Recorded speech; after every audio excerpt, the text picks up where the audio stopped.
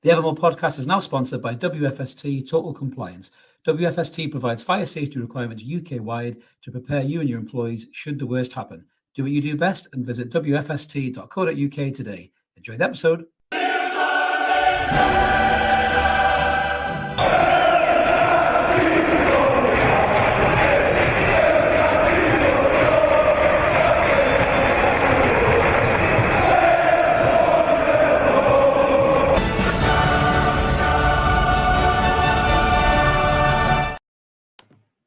Good evening, everyone. Welcome back to the Evermore YouTube channel. It's Monday night. Me and Mark are asking the same question we ask every Monday night. What's going on? I'll tell you what's going on, Mark. I am absolutely knackered, much like you are, because we stayed up very late to watch Eddie Howe's Mags play in America. So this episode isn't just brought to you by WFST, it's brought to you by Caffeine, our new sponsor. Caffeine, essential to stay awake in podcast. Have you got my right cup? How bad is that?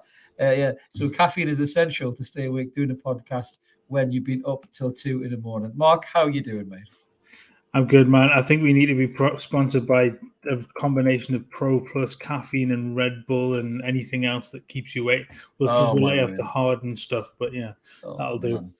Honestly, waking up this morning, I was just like, oh, Jesus Christ, I'm so tired. I just honestly, it was like, Shaun of the Dead, but he's just like walking down the corridor going, yawning. That's exactly how I felt this morning. I was absolutely knackered, but we're soldiering through. We're going to come on and give you some Newcastle United content because it has been a bit of a hectic 24 hours for Newcastle United, as we're all aware. So just in case you haven't already, as we always say, if you're new to the channel, you just chat us on for the first time, consider subscribing. We'd love you to come and join us. We're over 4,300 subs now.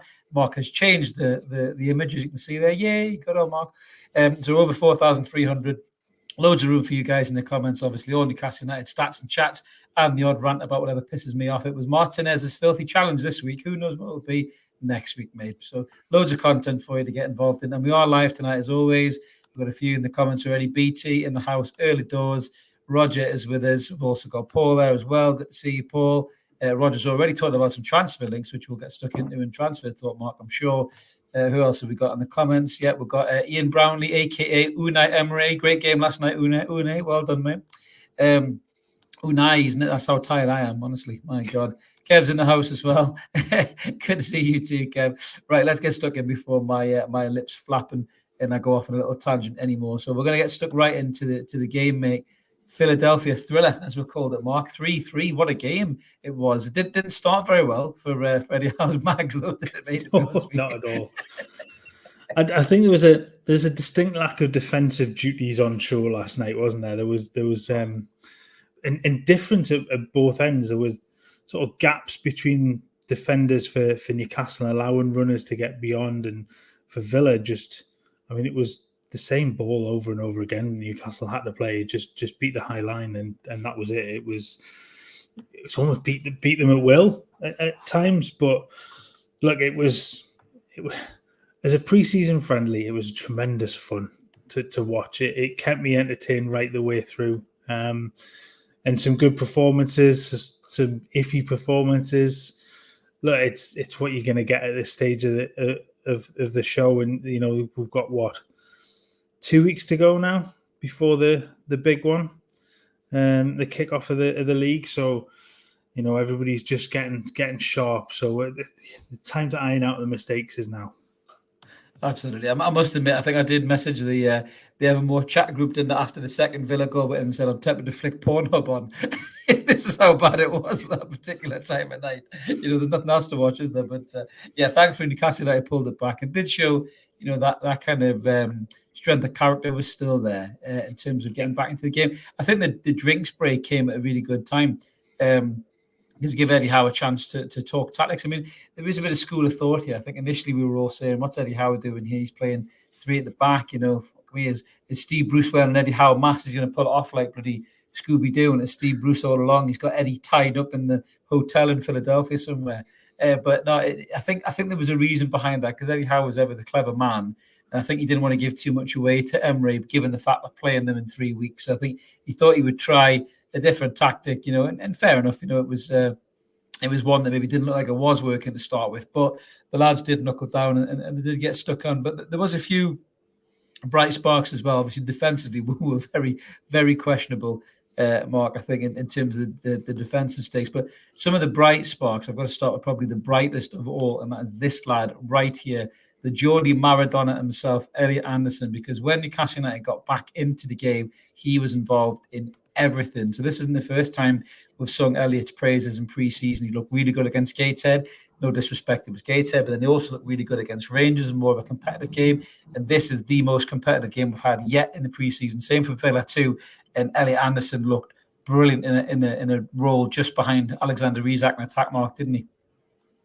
Yeah, look, it's another step up. Look, you're absolutely right, and no disrespect to the others, but again, Villa Premier League sort of tie in this regard, and it's a step up from both, isn't it? And you want to see a sort of for him, especially that progression in that. I'm going to take a step on from the performances he had last season, and I thought he was excellent. His cutback when he pulls sort of inside, was it Concert that threw himself in front of him to try and sort of block the shot from the sort of the calmness to then just slot the ball away.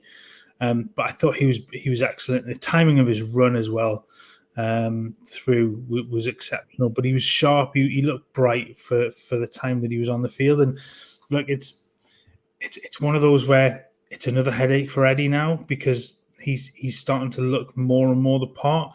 Much like he did last pre-season, he was absolutely brilliant. You remember that game against Atlanta? We were there, yes, and James's. He was outstanding. He was absolutely outstanding that day. So, look, he's got it in his locker, and he's showing it again. He's shown it against, well, one of the form sides of the Premier League at the back end of last season. So, for him, long may that continue. Absolutely. I mean, I thought he took his goal brilliantly well as well. I mean, a good play by Isak, who realising he was a country mile offside and stopped trying to get the ball, because for a minute he did that road runner stride. I thought he was just going to go meep and come and nick the ball off Anderson, but he did stop and he realised he was offside. But obviously Anderson gets in front of the keeper, sends Konza off for a hot dog in the stands. I think really, brilliant bit of play, cutting it back, as you say, Mark, and then to put it under a World Cup winning goalkeeper like that with that kind of aplomb, for a 20-year-old lad is absolutely superb. And then the second one, he does everything Eddie Howe wants from a player. He presses high, he wins the ball back. Bit sloppy by Villa, but still you got to capitalise on those chances. And then he has that confidence to run at them. The way he's running at them, he's jinking left to right, and he just looks like, he's got all the confidence in the world. A great shot as well, and a really good save by Martinez. And obviously, unluckily for Villa, just forced to probably the deadliest striker on the park, really, that he buries it. But yeah, I was really, really impressed with Anderson. Obviously, we had a host of changes come the second half, but Anderson looked really, really good. And a couple of other bright sparks as well, Mark. I've got to mention it. Louis Miley again, coming on, 17 years old, this boy. I've said it before, he just looks like a grown-up with a baby face on his body. Like the rest of him is just like a fully grown bloke. And I tell you what he reminds me of a bit. He reminds me of a bit. Remember when Genus came and then he started to fill out? Not the skinny Genus. When Genus started to fill out a bit. He reminds me a lot of that in terms of the way he plays, his athleticism, but he picks the right pass, Mark, every time. Yeah, he's just another one that's going to be bright. I'll just go back to Anderson for 1 second. He made up for his god-awful miss early, in the first couple of minutes. Yeah, it was terrible. That. I did chuckle. I think he hit the Goodyear blimp. It was that bad. That one, honestly. Yeah. But no, Miley was, again, every time he steps on the field, he shows what a player he can be. So look, there's now two in that sort of midfield area that are really bright, promising players for the future. And those are the kind of players that you're going to need around the squad as it builds and grows and develops with the stars that will start to come in. You want that homegrown link. You want those players that know exactly what it is to play and fight for the club. So, but he's got a world of talent at his feet. He's so calm and so good on the ball. He can play the ball so well, and he's just not overawed by anything. No, absolutely not. And a good comment there from James as well. Louis Miley, very good. Gordon was the next one I was going to come to, James, as well. Gordon looked so sharp, Mark, when he come on. I mean, you got to give credit as well for Jamal Lascelles. Looked a lot better when he come on as well. He looked sharp. He looked better on the ball, almost like he's been working on his ability on the ball. Because that's really his kind of weakest point. pinged a beautiful pass over the top for Gordon, who took it down well, strikes it, and then obviously Wilson does what Wilson does and taps it in the back of the net. So, I mean, the good side, I think, was those players. Bruno looked a little bit rusty again. I think it's safe to say Bruno has enjoyed his off-season. I think it's safe to say. I can imagine when he got on the scales, the kind of physical team of just like, look, each other going, shit, do you want to tell Eddie or should we tell Eddie? He's put on like 3 kilograms of beer and fish and chips. Not quite as bad as Casemiro looked when he rocked back up for training. Casemiro looked like he ate one of his Brazilian midfield partners, man. Like I couldn't believe that. I thought it was a competition winner, just like the doppelgangers or something like that. I thought it was like a really bad lookalike Casemiro, but Jesus Christ, honestly.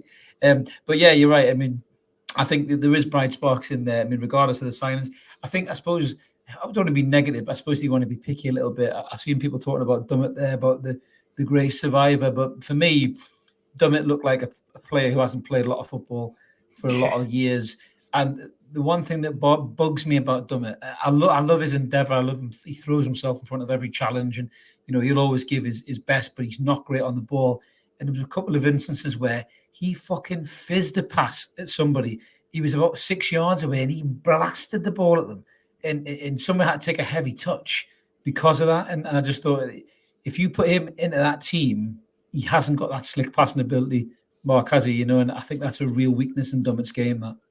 Yeah, but I think you're absolutely right. It showed a man that hadn't played football in a long time, and not proper football in a long time, and to come into that game, especially because there's always going to be a little bit of you going against another Premier League side. You're going to want to put a performance in. It's going to be quick, and Villa were really up for it for the first 20 minutes or so. And Buendia looked very dangerous. I thought he looked really dangerous. Buendia was bright. The young lad down the right-hand side, Jaden Philogene, his bags and bags of pace. And McGinn was busy again. Yeah, he was good. So they were a real test. And I think, by and large, they stood up well.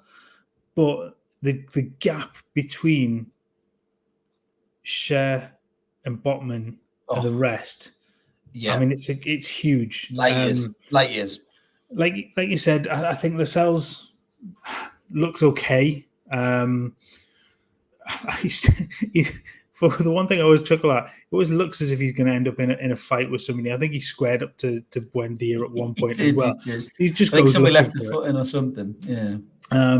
But yeah, look, it's not reading too deep. I mean, if you want to look at it, even Tonali didn't look particularly great last night. He got done, didn't he, for the goal? He kind of really misjudged that, I think, in that challenge. Yeah, and again, it just comes with the pace of the game. I think it was a hard pitch last night. They kept saying this, the ball was going to run quickly. Yeah. And the pace of Premier League sides is different to what especially his first game against Rangers. It's a different level of opposition, and he's just going to take a little bit of time, like Bruno did, just to get used to the pace of the game and get himself in. But look, he's still an exceptional footballer, and it was great to see Bruno patrolling around that midfield. And I saw some of the clips of him with the camera, going on. It was really weird to watch that. But that was an interesting... Remember that Nike advert when you saw that? Remember when the kid becomes the pro? Yeah, I had flashbacks of that. It did look pretty cool though. But yeah, I think that's an interesting idea to have. I'm not sure how long term that will be, but that was an interesting thing. But it's good to see him strolling around the midfield again. A little bit of rust in there because he's sort of getting back to fitness, but. Look, this is what it's all about. You want these games just to get the minutes in the legs, get yourself ready for 2 weeks' time. Can you imagine Joe Shelby, one of them cameras, just be like a nature shot, just be like a still in the grass, just wouldn't move, would it really? It would move about 3 yards to the left or right. Well, this is it. When you're watching Bruno, you can see the arms pumping as he's running. You weren't going to get that from Shell if you were. You just other than this. It'd be like snails and slugs overtaking them on the grass on the camera, just kind of at warp speed as Shelby's just tooting along. A couple of comments flying in. I must admit, I agree with Kev on this one. I was listening to the American commentator as well, and Tim Howard was so excited about Aston Villa. Did Tim Howard play for Villa? I couldn't remember. He played for Everton and Man United. Did he play for Villa? No, the two US goalkeepers I had were Brad Friedel and Brad Guzan. Yeah, that's it. There He was never never played. Howard, but I mean, don't know fuck, whether you wouldn't have thought it. You would have thought he was a club ambassador the way he was going on. To be honest with you, he was way over the top with his Villa praise. Maybe that's his new job for the new season. But either he's just really good friends with Tom Hanks. He just wants to get his good books.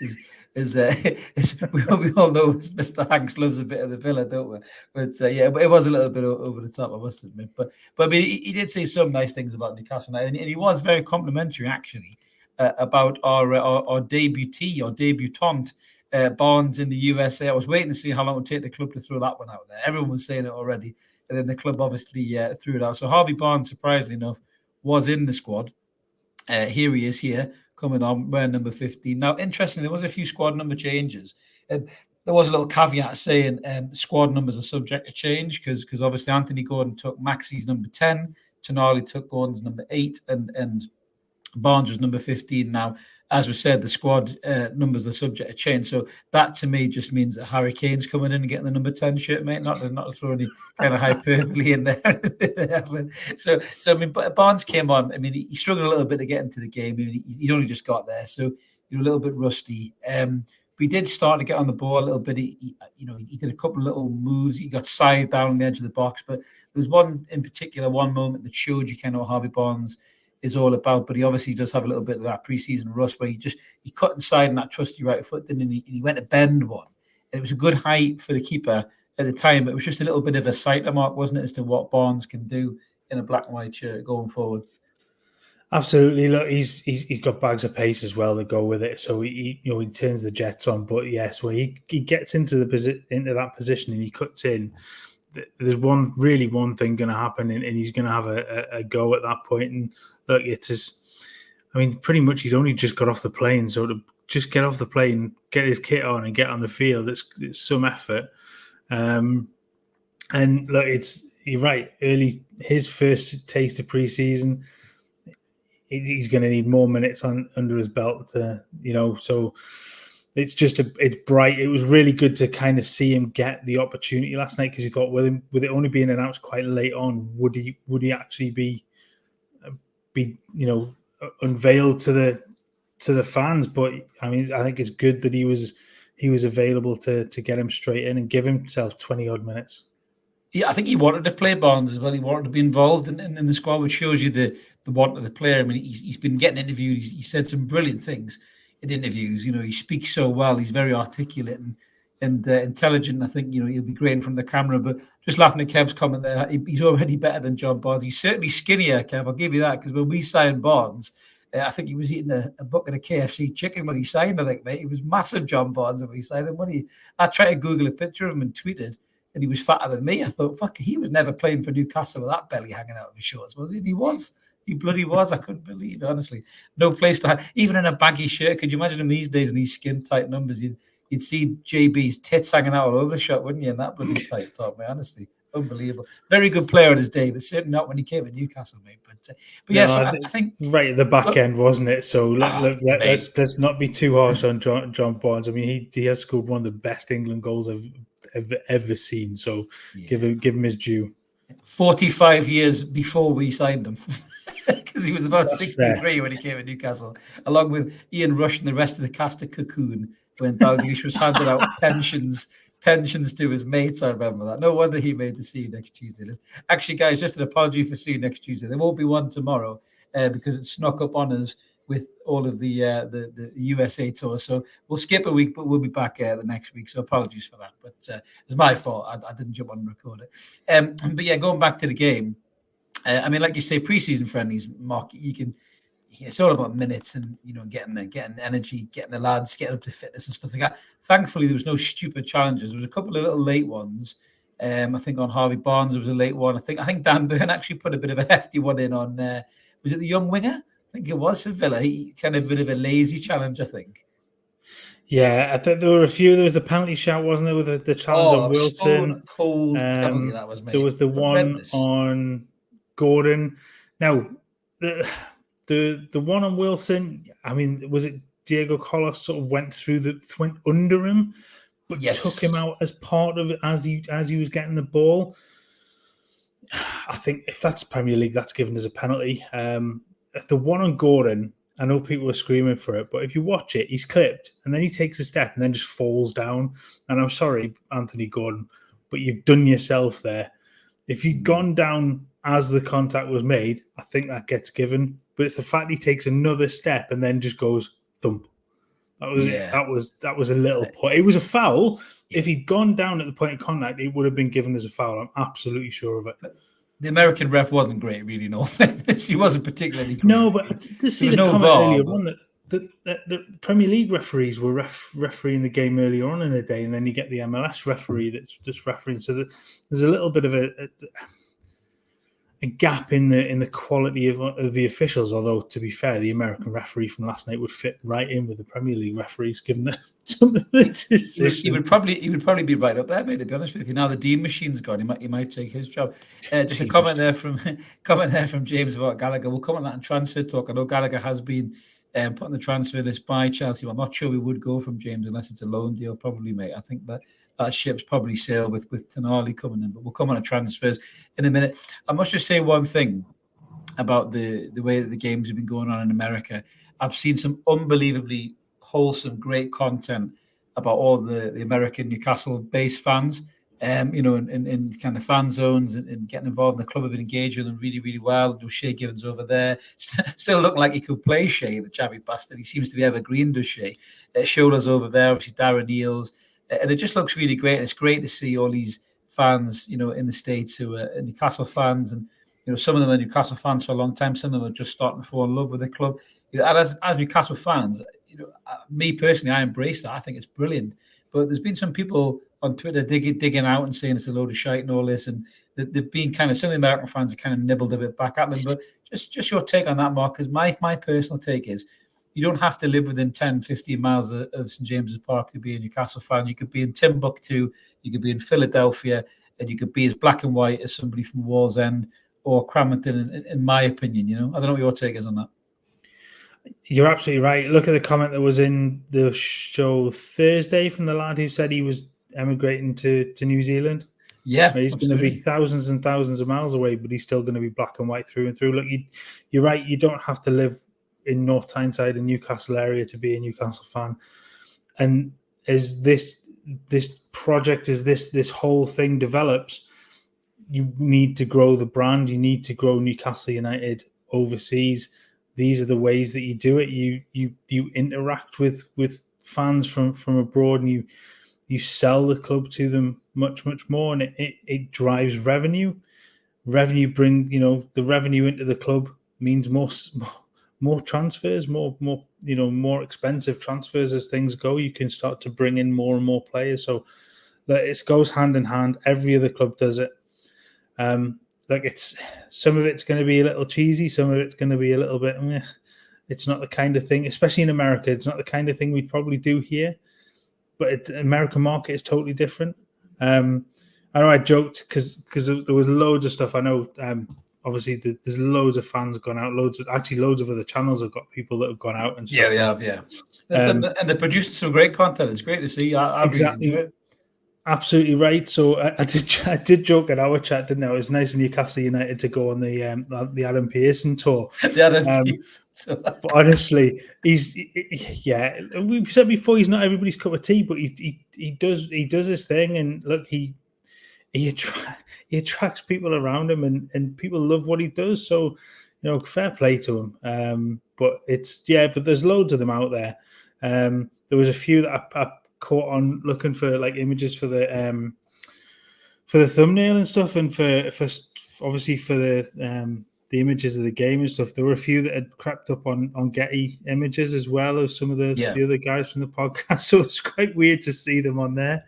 But look, this is what you do. You have to interact. You have to develop the club, develop the supporter base, the brand, because it is a business though, mate. Whether people want to admit it or not, that you're selling your brand overseas. A great comment there from James, just saying we'll never have the kind of international fan base that Liverpool, Man United have.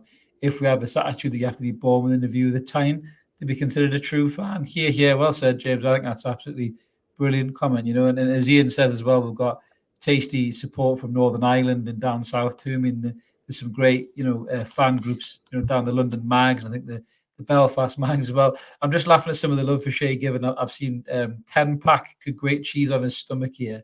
But this is a corker from Kev saying that he always thinks Shay Given looks like David Coulthard, the ex-F1 driver, because of his square jaw. That is a very good shout. Almost like a Quagmire jaw in it. Oh, right. One of those. I was looking for an excuse to get that in there, mate. I really was. Sorry, I couldn't know. It's the caffeine kicking in. But no, Shay is a very handsome devil, and he's looking very well for age. I saw that great video when he come to the training ground. He still looks like he could play. Shay, to be fair, he's still getting a few shots, couldn't he? He'd certainly probably get ahead of quite a few goalkeepers in the Premier League and Championship. That's for certain.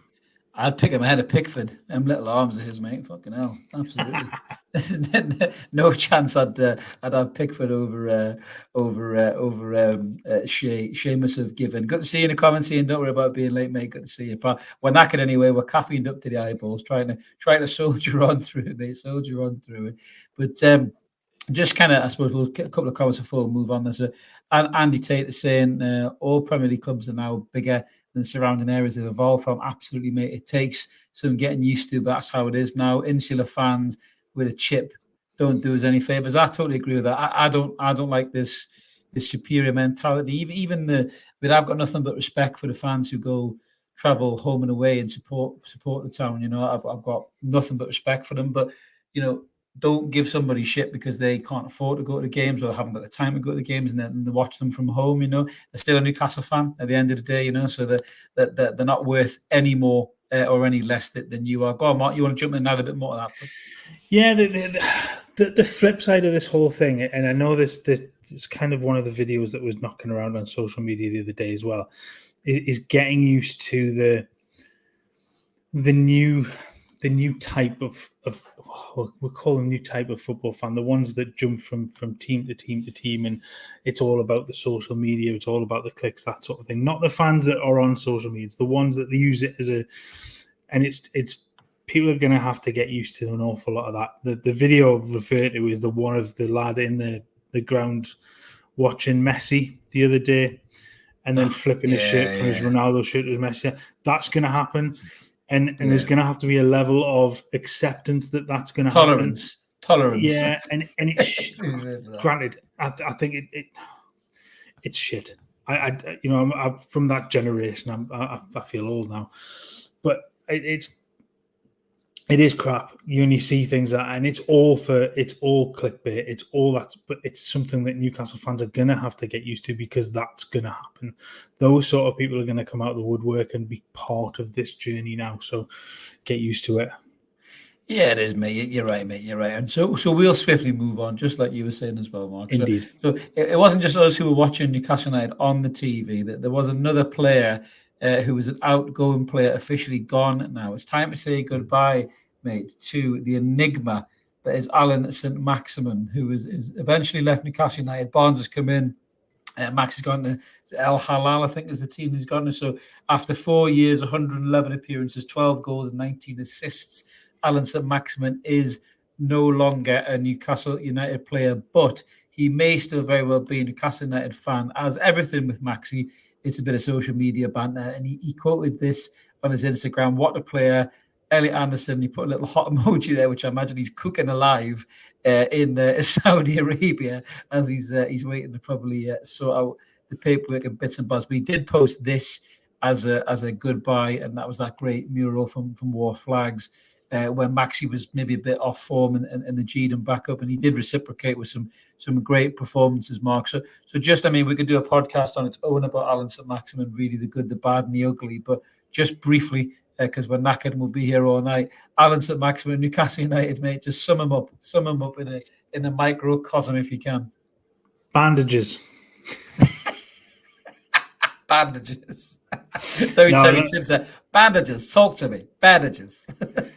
He's such an enigma, isn't he? And he so divides opinion of Yeah.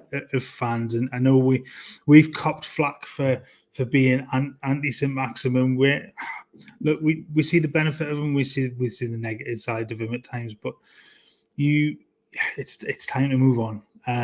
He will be a part of Newcastle United forever. He's served them well for 4 years. He's done his part in the dross that was the Steve Bruce era, and he played his bit part last season and at the end of the season before. So you wish him well, and hopefully he takes that next step, and he'll be back in Europe within a couple of years. I'm absolutely no doubt he'll go to Saudi. He'll have a couple of years at maximum, and then come back. And look, he always needs to take a step away and try and find himself again, because I just think he wasn't ever going to be himself in the new Eddie Howe era. He's not that type of player. But he has served the club well, and just hopefully he can stay fit. He puts in some good performances against some bloody good players that are going across there now. So. And we'll see what he does next. But that's it. We can put this one to bed now. Yeah, I mean, there's some great Maxi microcosms coming in here. Ian's saying Gucci headbands and generous, because he was quite a generous guy with his time, to be fair.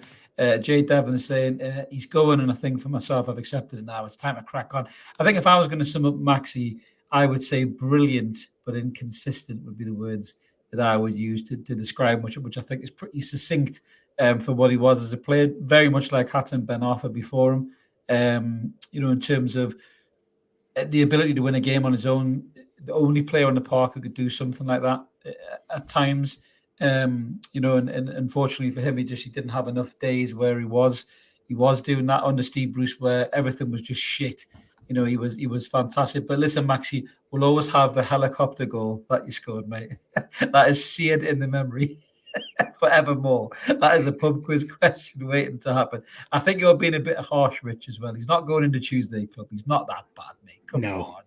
Give him a break, Rich. Don't be like that, mate. There's a comment there from James, actually, which I'll get your take on, Marcus.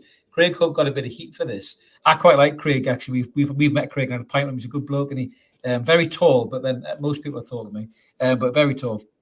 Hobbits are tall to you. Less of that, please. I'm the tallest in my family. I have I left the Shire to seek my YouTube career only because you're taller, and then Craig's even taller than you, mate. Craig's taller than you. This is why we do it on video, because if I sit next to him, it's like little and large. I know. It'd be like twins, wouldn't it? Vincent and Julius, fucking Danny DeVito. I'm not that small. PK smaller than me.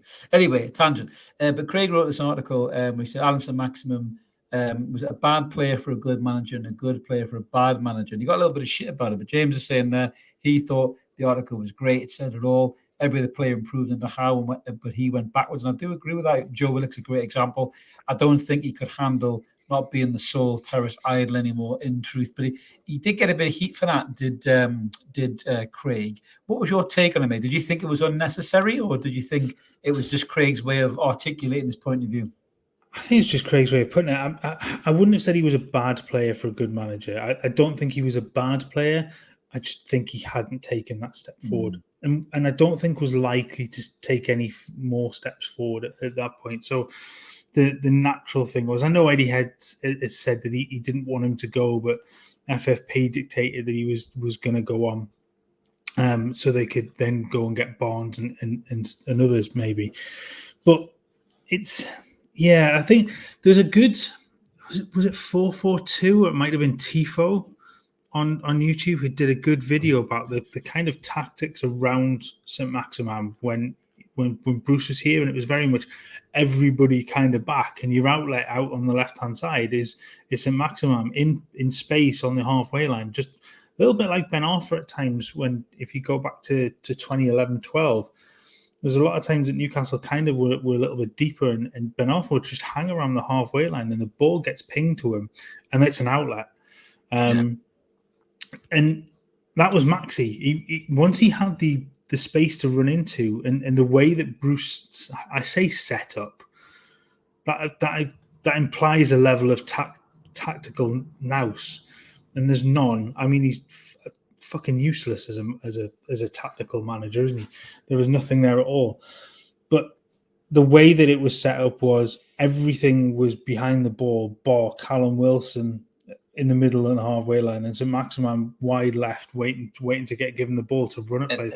And then Willock towards the end when he came in on loan. Exactly. Yeah. So look, he did very well in that regard. He served a purpose at that point because, as people have said, I think he's one of the main contributors to staying up and retaining the place in the Premier League, because definitely, yeah, everything else was going to shit at the time. So he gets a lot of credit for that. I think he never hit the heights that some people, I think, thought he was at. He was never that level of player, and I don't think he will ever get to the level of play he perhaps thinks he is as well. If you look at George's comment, the players he's mentioning in that breath, Maxi is not as talented as Beardsley or Gaza. You know, Nobby's a different type of player, but Gaza and Beardsley are a good comparison, isn't it? Because they could do something nobody else could do on the pitch, and Maxi won't get to that level, in my opinion. No, ever. I think the more recent ones you touched on Ben Arthur as well. Robert was probably the other one that was similar, very hot and cold with Robert, but I think you got a little bit more out of him. But look, he's, like I said, he served his purpose at the time. He's done a good job over 4 years. I think Craig's probably being a little bit unkind to him with the bad player for a good manager. I'll say that, but I kind of get the essence of the piece. It sort of makes sense, but that one line is a little bit harsh. But yeah, the headlines to grab the clicks, isn't it? And it's maybe give Craig a bit of unnecessary heat. I did laugh because he said in his video he paid for the Wi-Fi just to read people giving him abuse, calling them a weapon all the way to America. Funny, James. I've just seen that comment. Funny you say that, James. It's almost as if you are living inside our brains. We are actually going to do it's a scary place. Thursday. It's a scary place to be. It's like Lucy in the Sky with Diamonds. But we are going to do it. We are going to do a Throwback Thursday special series, actually, mate, where we're going to look at the good times, so quality players, great matches, enjoyable moments. So the flip side of that coin for the See You Next Tuesday, mate. So definitely they'll be up probably the next couple of weeks, Mark, won't they? Once we'll finish off the See You Next Tuesdays, and then we'll jump in with the Throwback Thursday clubs. But yeah, just finishing up on Maxi. Andy's saying there as well, Vieira couldn't get a tune out of him. And again, that was kind of French league. I think it was Nice. He said Vieira was always very complimentary. Said he's got such ability, but he just doesn't know how to kind of focus it really. The wins in the comments there saying Maxi was fantastic when we were parking the bus, but not good enough now when driving the bus. That's a brilliant comment, Mighty Win. That's a great way to put that, mate. Absolutely well said, mate. Well said. A couple of late guys to the chat there. Jack is there. Apologies for his tardiness. No problem, Jack. No problem whatsoever, mate. We'll just give you a yellow card. Don't worry about that, mate. Next time we'll warn you for next time, mate. Get your timekeeping better. We're going to introduce a club fine, I think, mate. That's what it is. Kevin saying he wasn't a bad player. That's harsh, just inconsistent. I'd agree with that. Absolutely. I just think that he will go down as one of them players that gave you moments, but there just weren't enough moments. It's probably a good way to sum up as well, Mark, isn't it? Yeah, especially the last year. Look, I said probably last week and the week before that. To be fair, it says look, you can count the number of good games over the last season on one hand. He's had some stinkers. He had a couple of really good ones. That game against, everybody goes back to the game against City, but he was exceptional. But it was a little bit old school in terms of the way that Newcastle set up in that. They were a little bit deeper. They were pushed deep. He was allowed the space to then turn and run at Walker. And he tortured him. But if he did that 15, 20 games a season, not 5 or 6, arguably he wouldn't have even been at Newcastle.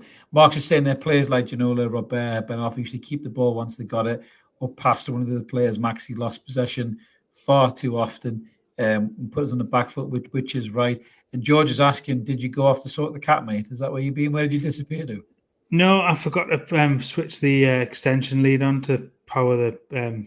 to charge the laptop, and it just popped up with you've got 5% battery left. Oh shit, that's just my luck tonight. Even the laptop's going to sleep. I Honestly, mate, you're getting a yellow card, mate. You're getting a yellow card the minute where you're playing, mate. Unbelievable. Yeah. Kev thinks you were popping off for, what do you say? He thinks you were popping off for a Jimmy Riddle, I think, mate, or to keep your black cat in order. He wasn't sure what you're doing. Cat's asleep for once. He's decided he's had enough today and he's gone to sleep. Oh, there you go. Thank God. You must have tranked him. It's like Mr. T. Did you drug his milk? I ain't getting no podcast, fool. Davies Vlogs is saying Maxi was amazing when we were teaming the bottom half of the table, but he doesn't fit into the way we play now. Yeah, great shout. And this is one for you, Mark, technical support. The Mighty Winner saying he didn't get a notification the show was on until 10:30. So I'll have to check that one. It is funny. I don't understand the way that notifications work with this, because I sometimes don't get notifications that we've put one out until the following day. Yeah, so it's weird. It's weird. I've got them set so that it should come on, just so I know that it's gone out when I've set it to, if I've set it for 7 a.m, I want the notification to say that it's gone out. And I don't get it until the following day. So it's weird. I don't understand that. So apologies for that. Oh, that's all right, mate. Not a problem at all. Not a problem at all. Just before we move on to some of the transfers, yeah, Peter's saying that Barnes is the future clinical in front of goal. I agree with that. Something Maxi lacked. Love Maxi off the pitch. It has to be said, I think, as a character, he was such a lovely guy. He engaged everybody. He was there was that thing when he was buying fans watches and stuff and handing them Rolexes and shit. And then he did his Helios thing, didn't he? He invited people down there to see it and everything else as well. So yes, off the pitch, I think he was a really nice lad. And I think a lot of the people, fans and probably people working in the club will miss him for that, because I think he was a really nice character to have around as well, to be fair. So fair play. Got another one there from Jim saying, no sweat here in Canada, 7 p.m. kickoff.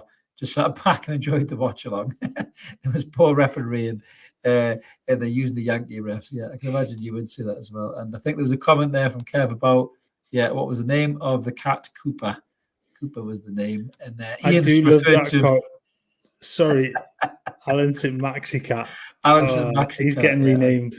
That's it. Yeah, he's definitely inconsistent, or as Ian likes to call him, that fucking cat is what he calls him. And he is an enigma. He is an enigma, mate. He is black and white. Of Saint-Maximin. Well, both, mate. Both. Yeah. He's got a little headband running around causing carnage in Mark's kitchen there. Absolutely. But we'll move on then to the next category, Mark. So obviously Maxi's gone. One out, Barnes is in, but I suppose the next question is who's next? And I think the one to start with really is this continuing saga with Livramento down at Southampton. It's 30 million quid, then it's 40 million quid, then it's 50 million quid. I think Southampton think they're at a fucking auction or something, don't they, for these players? The way they keep changing the goalposts for the valuations. I mean, we questioned it when I and Lee were on talking about the kind of expectations for the season. Do we need another right back? And obviously, he can play right wing as well, Livramento, and he can play left back, so he has got that versatility. But 50 million quid's a bit much for a kid who's been injured all season, isn't it? 50 million quid's an awful lot of money for somebody that's barely played. I mean, he's had one season, and that's it. So Southampton can ask what they want to ask. We've said this before, and I'm never going to be too harsh on a club wanting top dollar for their players. We all said the same thing when Palace wanted 80 million for Wilfried Zaha a few years ago, and everybody sort of laughed and went, "Oh, he's not worth it." But no, he was to them. Livramento's a slightly different sort of kettle of fish in that regard. But look, they owe Chelsea a lot of money as well, I think, in terms of sell-on fee. Yeah. So if they're going to lose 20-30% of whatever the signing is or whatever it is, they're going to want more to kind of level that out a little bit. But he's nowhere near worth 50. That's a pie in the sky sort of amount. But look, he's an exceptionally talented footballer. And I think there were a few rumours before we came on just saying that, the more contact had been made, but it didn't look particularly likely at the moment, unless it's just smokescreen for stuff. But it's an awful lot of that. 50 million, 40 million is even sort of way too much, I would think, in that regard. And I suggest 30 is probably over the top for I think a 30 is a player that push as hasn't well. played an awful lot Yeah. of football. If you think Barnes as an attacking player was 38, 13 goals and 9 assists, and as Ian says there, Liverpool played 4 games last season and they won 50 million quid. And as Jack rightly says, taking the piss a little bit for a relegated player. And Kev's just took the words right out of my mouth.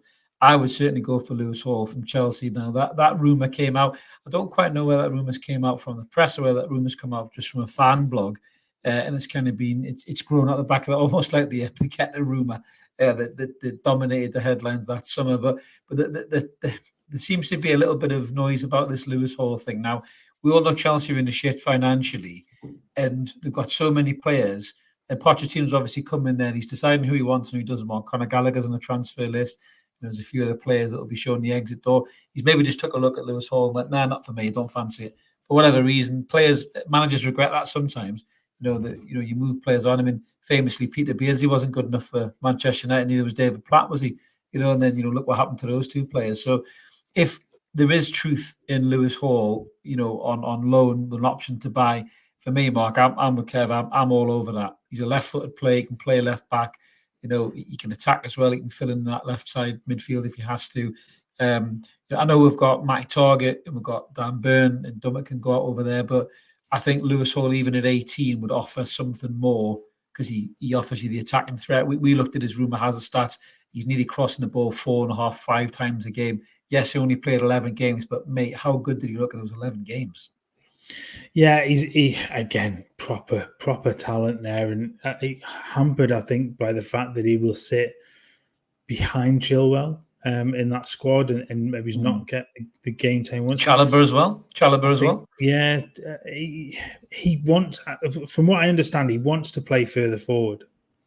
Now, in Newcastle's system, would allow him to get much further forward. I think in that regard, it's kind of in tandem with trips.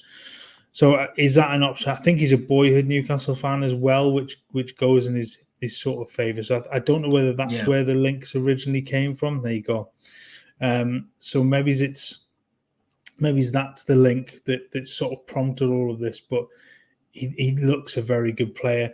There's one in the chat before as well. Somebody mentioned about is it Parisi, the Italian left back as well, the young lad.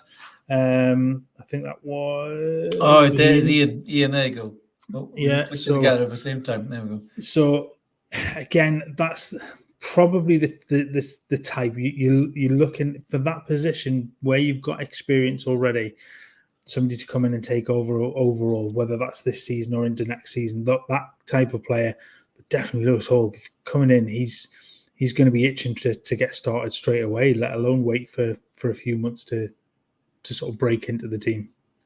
There's also the links, the Zazi links from Monaco are getting stronger and stronger. Even Fabrizio Romano came out and said that Newcastle have definitely got an interest in a player. They've held talks with him that interest is tangible. And he can fill in as a full back as well as a centre half. So he could really cover 2 positions in many ways. So I think knowing Newcastle the way that it is, if Southampton start taking the piss with Livramento, I think they'll walk away. I don't think they'll hang around. I think they'll move on to another target. I think similar to what they did with Maddison, really, when the kind of to and fro and piss around and move on to another target and they get another player in there. Now, there is obviously options there. I think a lot of journalists have said loans with obligations to buy, and there's a lot of players who are surplus to requirements in current squads. People want them out of the 25-man squads. They maybe can't get buyers for them. They want their wages off the books, that kind of a thing. And this could be when Newcastle could maybe do some shrewd deals without dropping money and then offset the balance of the FFP. Now, I know it might be a little bit pie in the sky, but there is still some noises in the background about the likes of, Federico Chiesa from Juventus and players like that. Now, with Maxi going, does that open up a need for a kind of talented attacking player that can provide that? Or do you think Barnes, now he's in, that's the last one? We're not going to go from the player like that. In terms of wide players, unless you're going to buy somebody that specifically is going to be better than what's there already, and I think Chiesa plays predominantly left-sided anyway. Barnes, that's Barnes' position. So he's not going to come in and you're not going to pay £38 million for Barnes and then not play him. I don't think in that regard. Didn't do anything. It's going to be a younger player that comes in and will be a push from behind in that. The other side, maybe, the opposite side maybe is Miggy gets a little older and probably closer to the exit. I'm not saying now, but that will happen. Do you think that's what James is saying there about Livramento can play right midfield? Do you think that's what they're thinking? Possibly. And absolutely with Gordon, I think Gordon gives you the versatility to play right across. And we've said that right the way through, that he can play left or right. But we've also seen now that he's very, very good through the middle. So it gives you an awful lot of options with him to fill in or to take over whichever side you want. But Tino Livramento as well down the right-hand side, I think that's a heck of a shout in terms of, I think somebody said it last week as well, because he can push on a little bit further forward. He'll give Trippier a little bit more cover at right back, meaning Trips doesn't necessarily have to get forward quite so much, which would then bring in the left back into play. And if you've got somebody like Horn, it's all this sort of tactical nous then to be able to move that threat around. Because at times Newcastle were very one-dimensional last season, and everything went down the right-hand side. You can open that up with somebody like Livramento one side and then open up with a more attacking fullback down the other side. It just creates more and more chances. And people forget as well that Harvey Barnes is actually right-footed. So there's no reason why Harvey Barnes couldn't go out and play on the right-hand side if that's where he was going to play, because that's what he does. He cuts inside on his right foot all the time to take that shot. So he is actually predominantly right-footed. He's a left-sided player using the right foot. So there's no reason why he couldn't do that. And we haven't mentioned Joe Willock either. Joe Willock was integral to this team last season. Now, we were pissing around doing teams next season when I put Joe Willock on the right, and our own PK said, well, that's interesting. He said, I do like the look of it, though. And you've got to think about Miggy next season. I mean, he's already scored this pre-season. Didn't really do a great deal against Villa. But, Miggy's a funny one, isn't he? Because I think last season was the season of his life, really. I mean, if we were to take an opportunity to get someone like a Chiesa, and as Darren Neals and Dan Ashworth have already said, if a player becomes available that is just, it's too good to not go for, say if Chiesa was on a plate for them and Howe said he would have him and the deal was good, then that would be the end of Miggy's starting berth, I think, because he would just be on the bench, really. But if Miggy goes a little bit off form next season and you've got all these players looking to get in the first team. We've already mentioned Elliot Anderson as well, playing the way he's playing. If Livramento comes in and can play on that right-hand side, you've got Harvey Barnes, you've got Joe Willock. Joe Litton can play out in a wide position as well. Miggy's really got to put in the work, hasn't he, Mark, and stay in that team. He can't afford a dip in form or he's benched, isn't he? Yeah, look, he's going to have to hit the ground running. He's the Miggy of previous seasons where he works hard, and we know that, but that's almost all you got out of him at times, and he works exceptionally hard. There was end product last season, and that has to remain, because it'll be very quickly his starting berth will disappear, and the likes of Willock or Gordon or another will take that over pretty quickly. But look, the wealth of options across that. I mean, how many times last season we talk about the fact that mix up between Willock and Joe Linton down the left-hand side, where they just swapped over and caused teams problems because they didn't know who was going to be playing down that side. There's so many players now that can play in all of those positions. You really don't know where you're going to get. Do you know what I mean? So teams can set up, and almost a little bit like people were saying before, that Newcastle set up with three at the back, almost as if to say to Unai Emery for 2 weeks' time, you don't know how we're gonna play. We're gonna play something totally different tonight, just so we can't give anything away. And that's almost like you go into every week where you've got so many options in those positions, even without Maxi being there, that it gives you a hell of a change up to be able to throw in. Yeah, well, the comment there from James, he thinks it'll be Bruno, Joe Linton, Longstaff will be the opening midfield for the Villa game. I've got a good question from the Mighty Win there, which will come in a second. But Wayne's talking about Tierney from Arsenal. I'd love him as well, but I think he is going to Celtic, as Kev says as well. I think he's homesick. I don't know if it's a family thing or something like that. But good question here from the Mighty Win, Mark. I'll take this and give you mine straight away, because obviously I did my lineup the other day. I have had a little rethink of it as well, just given some of the form in pre-season. So if things continue the way they're going and we don't sign any more players, my starting lineup, Mighty Win, would be Nick Pope in goal, Kieran Trippier, Fabian Schär, Sven Botman. You have to say Dan Burn, just because of how well he's played last season. You can't really take him out. My midfield three, I would go Joe Linton, Tonali and Bruno. And then I'd put Harvey Barnes wide left. I would put Isak through the middle, and I put Gordon on the right hand side. That'll be my starting 11 against the Villa. What about yours, mate?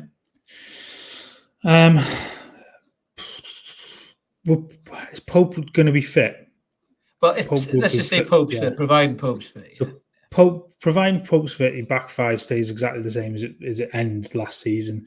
Yeah. Midfield, I would continue to go Joe Linton, Bruno, Longstaff. I just think doing the same sort of deal with Tonali as he did with Bruno when he first came in. Just get used to the league first, and then forward your front three. Barnes, Isak.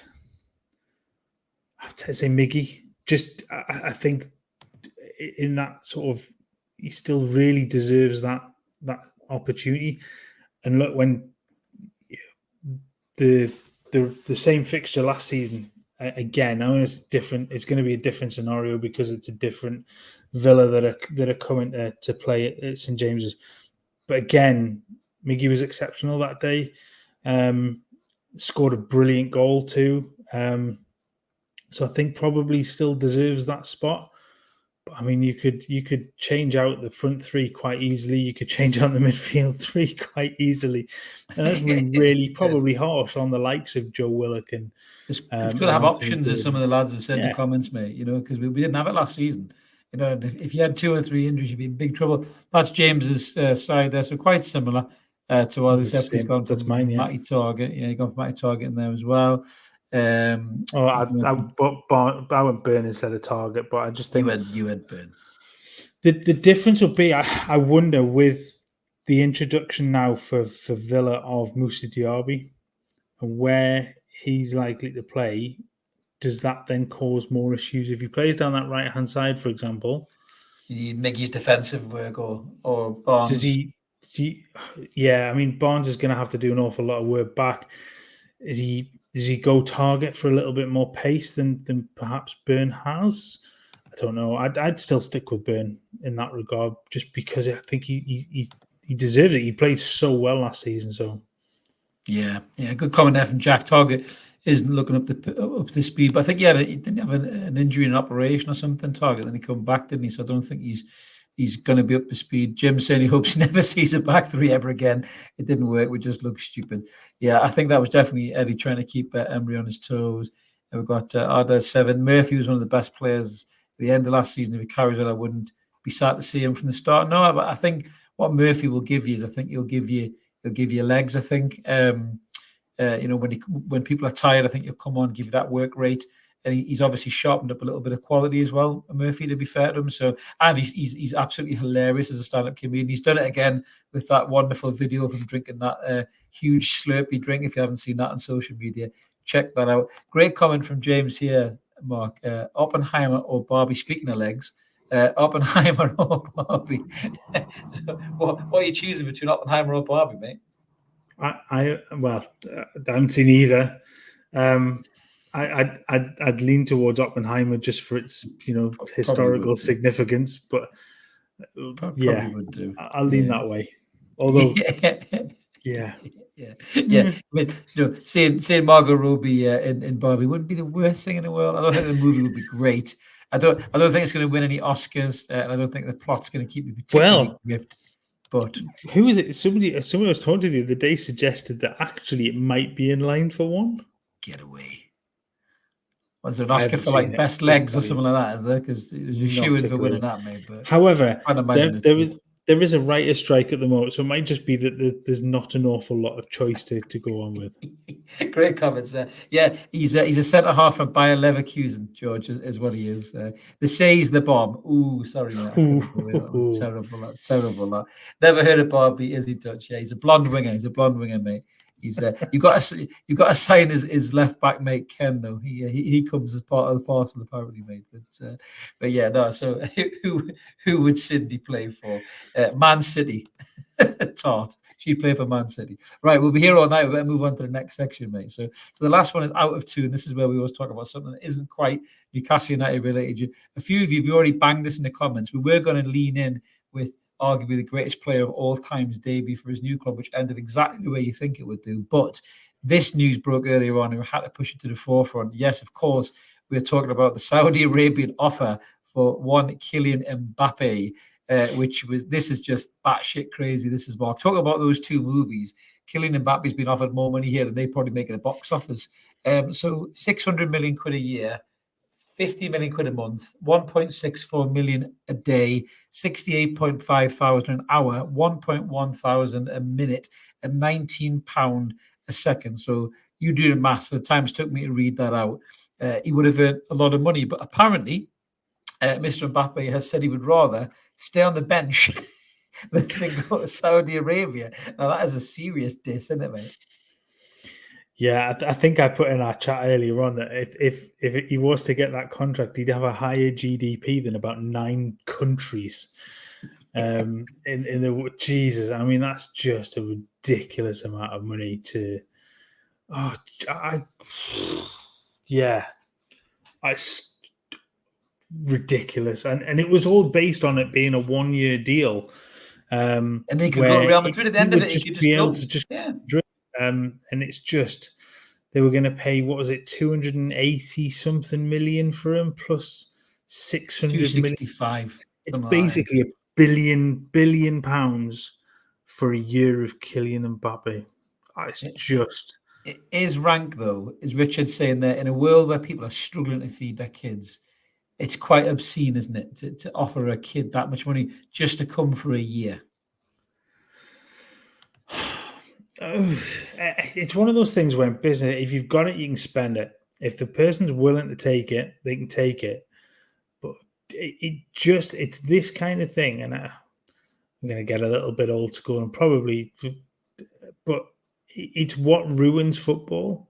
There's a bit. That amount of money is just, it's ridiculous, and I just can't get my head around it. Absolutely can't get my head around it. And yeah, you're right. FFP comments in there as well. Jesus Christ. How's your commercial revenue for that? Jesus. Exactly.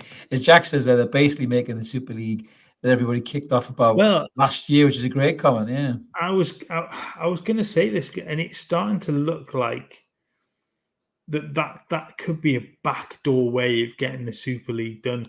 The other thing I was gonna say was one I picked up earlier was how soon before the Saudi League teams are pushing for entry into the Champions League. That is an interesting one. I thought about that as well the other day. It won't be long, mate. It will not be long. If all these big players are there, it won't be long. And because UEFA and FIFA are such whores, they'll want those players in the Champions League for the marketing value. Exactly, for the marketing value. Oh, yeah. Kev hit the nail on the head there, because I said this to you before. Come on, why don't Real Madrid just go and fucking get Mbappe? Why don't they just go to PSG and say, look, he doesn't want to be there. Stop pissing around. Let's do a deal. Let's get it sorted. You know, PSG took Mbappe on a loan deal, didn't it, before they bought him? Why don't PSG just do something with Real Madrid that agrees the fee? You know, and then they can just sort something out. Half the fee now, half the fee at the end of the season, or something like that. The difference for that will be the fact that he is out of contract. So if you take him on loan, you're not going to have to pay a fee at the end of it. It would be an astronomical loan fee, I guess. But it's not like his deal at Monaco was still running, so they took him on loan for a season and then bought him at the end of that season. This would be different. They'd have to buy him outright, realistically, or pay a ridiculous loan fee for the season. I can't see that happening. And even Madrid can't afford the 200 odd million that it would take to prize him out of PSG for the season. But then, what's he going to do? Is he just going to sit there on the bench all season? Is that the way that this is going to work? I mean, that'll just be absolutely awful. That wouldn't it? It'd just be horrendous. And Roger says they're £1 billion player in essence is beyond ludicrous. I was going to say, and on the day as well that we lost the first £1 million player. I was just going to come to that. Yeah, Kev had that in the comments. We were going to talk about that as well. We were just trying to figure out when to pop it in there. But yeah, really sad that the first £1 million footballer, Trevor Francis, passing away, I think at the age of 69. 69. So thoughts are with Trevor Francis's family and friends. Really sad that obviously won the European Cup, didn't he, with Forest. Kind of English football royalty. Really, worked I think in the FA for a bit, worked in the media as well after he retired, and just seemed like a real gentleman as well, didn't he? As Kev says there, mate. Yeah, just he's one of those other voices. Just kind of gets. It doesn't matter who you support. It doesn't matter where you know him. You've heard him. You respect what even in commentary. You sort of respect what he said. He was a huge part of that Forest team, wasn't he, with Cloughie? So yeah, just legends are banded around a little bit, but I mean, the first £1 million player, absolutely brilliant footballer in his day, and 69, man. Yeah, man. Just again, no age, mate. I know that all too well, mate. Absolutely, not making it to your 70th birthday, mate. Fucking terrible.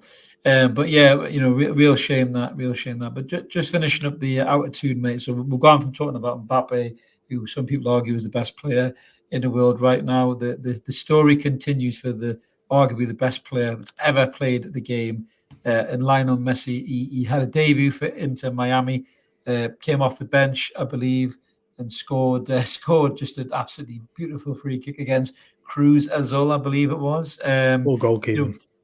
Yeah, well, I know you would say that, but this just didn't look like he missed a step at all. Really, just he gets on the ball, he scores that free kick. Beckham was crying in the crowd. Maybe he was crying how shit the keeper was, thinking, God, I'd score loads against this bloke. I can't believe I'm not playing anymore. I mean, that's really why he was crying, not crying because he was watching his realization of his dream come true. But yeah, Messi, mate, he's going to tear that league apart. And I've got a lot of respect for him for knocking back Saudi Arabia. I think he was offered more money than Mbappe, arguably, possibly. And he decided not to take it. The Americans are buzzing. There's a huge, Latin contingent in America, certainly in Miami. So they're all out with their, Argentina shirts on. LeBron James was there taking photos of him. That shows you how big he is as an athlete. LeBron James is fangirling over Lionel Messi. How big of an athlete he is, mate. But it was quite a nice thing to see, wasn't it? He ran over his family as soon as he scored the goal. So it just shows you how important every goal means to this guy still. It's at the age he is, mate. He just loves playing football, doesn't he? It's a little, not to put him on the same level. It's like watching Rooney as well. Rooney just loved playing. Yeah. Didn't matter where it was. He just loved playing. He'll be brilliant in that league. The pace of it will suit him down at the ground now that he's sort of clocked on a little bit. So he's just, we're going to see a lot of that this season, I think. Free kicks from just the edge of the box that he pinpoint accuracy. So it's that will be fun to watch. And you're right, Beckham will be sitting there just going, God, I wish I was still playing. Absolutely. I'll tell you one thing and all, what was lost in the melee of the Messi debut, Sergio Busquets, he is still unbelievable. I mean, he could pass a ball through a gap in a fucking bank vault door. It was just some of the passes he was spraying around were unbelievable. And he could play till he's about 62 and still look mint in a league like that. I really believe that he's that good. But there's even stories that Inter Miami are going to sign Sergio Ramos as well. I mean, Luis Suarez must just be good and he retired. He'd be on the blower, wouldn't he? The Beckham saying, I'm all right, I've got my boots. I'll see you in a couple of weeks. Yeah, they're the one we go back to is Phil Neville left. Was it 2 weeks before Messi? Messi started signing all these great players. Yeah, time and Phil, that was everything. Ooh, unlucky Phil, unlucky Phil. And you thought Gary was the bad manager between the two of you, but what a great way to end it. Just I've got a comment there coming from Dan, who's obviously from the States. We mentioned this earlier on. He's saying he's hoping that while they're in Atlanta, the Mags look at the Argentinian named Thiago Almeida. Probably will be bought this summer. Yeah, well, we have signed Almada. Sorry, we have signed a good few players from obviously the MLS with Miggy of them. So, I think we signed, was it the big Gooch as well? I think that's another thing about Messi. Actually, I nearly forgot this. What blows my mind is that DeAndre Yedlin is now playing football with Lionel Messi. Like, that's fucking nuts. He went from playing football with, like Andros Townsend and John Joe Shelby to playing football with Lionel Messi and Sergio Busquets. That's just a crazy career turn that way. It's quite the step up, isn't it? Isn't it just? He will be dining out on that for fucking years to come, will DeAndre Yedlin. When I played with Messi, that's going to be, when he does them all-time 11s, they'll be like, oh, yeah, I played with Messi. It's a bit like when Mika Richards put Mo Salah in his all-time 11 and Gary Neville didn't know he did play with Salah. It was at Fiorentina as well, mate. But bloody hell. Yes, don't forget to like the video, George. Great way to end it, mate, because that is going to be us done, because it is ticking. That's going to 11:15. Thank you so much to everybody who's tuned in. We are wrapping up now. The caffeine is wearing off. It's need time for Betty buys because we're struggling still from staying up. Yeah, it's empty. We're still struggling from that late night game. But thank you so much to everybody who's tuned in. Always helps the episode flow. And as I mentioned at the start, if you haven't already, click subscribe. I'd love you to come and join us. We're over 4,300 subs. Loads of room for you guys. We'll be back soon with some more transfer rumor videos. And as always, we'll be back next Monday with more What's Going On. Until then, everybody have a cracking night's sleep, and we'll catch you later. See you later, guys.